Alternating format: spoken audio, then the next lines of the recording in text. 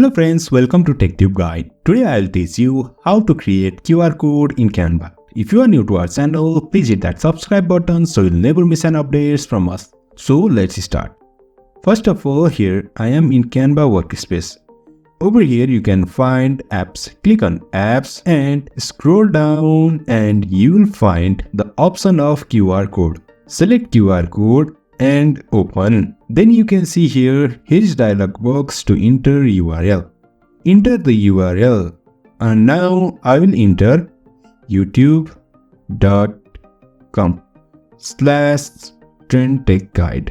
Here it is, I have entered my URL youtube.com/TrendTechGuide and click on generate code. Over here you can see our QR code is generated. In this easy way, we can generate permanent QR code from Canva.